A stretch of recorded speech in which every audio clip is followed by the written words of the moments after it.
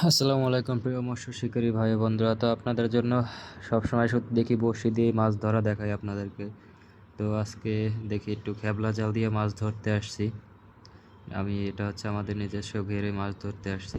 তো এটা হচ্ছে অনেক পুরানো একটা ভিডিও, তো হঠাৎ করে সামনে পড়লো তাই ভাবলাম আপনাদেরকে, যেহেতু সবসময় বড়শি দিয়ে মাছ ধরার ভিডিওই শুধু আপনাদের সামনে নিয়ে আসি, তো ভাবলাম এখন একটু খেপলা জাল দিয়ে মাছ ধরার ভিডিওটা যেহেতু আমি সামনে পাইছি, তো আপনাদেরকে এটাও একটু শেয়ার করি আপনাদের সাথে। তো ভিডিওটা হচ্ছে গত শীতের সিজনের একটা ভিডিও। তো আমি আমাদের যে ঘেরে যে মাছ আছে এই মাছগুলো ধরার জন্য আর কি খেপলা জাল দিয়ে ধরার চেষ্টা করতেছি, কারণ পানি অনেকটা শুকিয়ে গেছে, শীতের সময় বেশি পানি থাকে না। তো এর জন্য আসলে খেপলা জাল দিয়ে আমি ধরার চেষ্টা করতেছি। তো এখানে দেখতেই পারতেছেন আপনারা যে মোটামুটি এখানে অনেক মাছই উঠছে, কারণ যেহেতু আমাদের নিজস্ব। আর এখানে আমরা মোটামুটি সব ধরনের মাছই ফালাইছি। এক কথায় কোনো মাছ নেই বললে এমন কোনো মাছ নেই যা এটার ভিতরে নাই, যেগুলো মানুষ চাষ করে সচরাচর সবাই।